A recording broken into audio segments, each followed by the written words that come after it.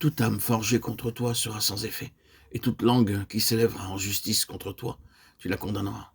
Tel est l'héritage des serviteurs de l'Éternel, tel est le salut qui leur viendra de moi, dit l'Éternel. Ésaïe 54, 17. Ah, quelle précieuse promesse contenue dans ce passage de la parole de Dieu. Promesse du salut. Nombreux sont ceux parmi nous qui ont souffert ou qui sont malheureux à cause d'une personne qui s'oppose à eux. Il arrive parfois que les armes soient entre les mains de notre propre famille, de notre propre mère, de notre propre frère, de notre sœur ou de notre voisin. Ils essayent de nous accuser au sujet de beaucoup de choses. Il arrive aussi parfois que notre famille, nos voisins ou nos collègues deviennent nos ennemis. On médite de nous à l'école, au collège ou à l'atelier. Beaucoup de gens mondes et impies se vengent de nous quand nous n'agissons pas comme ils l'entendent. Par exemple,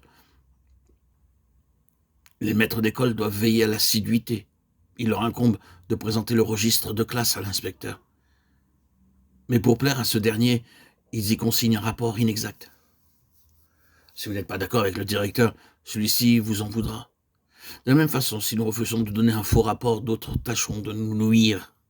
On s'opposera à nous à cause de l'inimitié, de la jalousie, de la haine.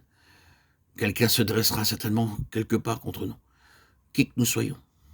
D'autres diront du mal et feront du tort à ceux qui veulent croître spirituellement et obéir à la parole de Dieu. Jean 15, 19 et 2 Timothée 3, 12 déclarent que nous serons haïs et persécutés. Matthieu 5, 11 dit que nous serons injustement accusés. Mais nous avons une promesse dans le prophète Ésaïe 54, 17.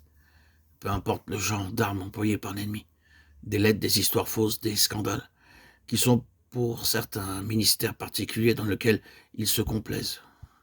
Dieu dit dans sa parole, toute arme forgée contre toi sera sans effet. Oui, même l'arme de la langue sera condamnée. Tel est l'héritage des serviteurs du Seigneur, de ceux qui sont devenus justes aux yeux de Dieu, dont les péchés sont pardonnés, et qui ont accepté le Seigneur Jésus-Christ comme leur justice. Ils n'ont pas besoin d'avoir peur.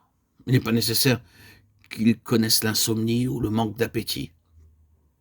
L'arme de Dieu ne sera d'aucun secours si nous perdons le sommeil ou l'appétit. Dorénavant, ne perdez plus le sommeil. Rentrez chez vous et dormez à poing fermé. Vous n'aurez plus besoin de soporifiques.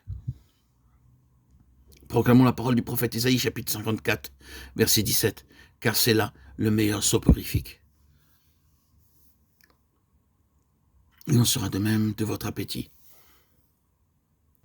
Certaines gens n'ont pas d'appétit parce que l'ennemi s'oppose à eux. Ils viennent à Hébron entendre des paroles dirigées contre eux et ils en perdent l'appétit. Ils n'ont plus envie de manger, de boire, de prendre du thé, décident de ne plus jamais revenir à Hébron. Si vous deviez vous trouver dans cet état, alors prenez la pilule d'Ésaïe 54, 17. Écoutez-en pour vous-même toute son efficacité.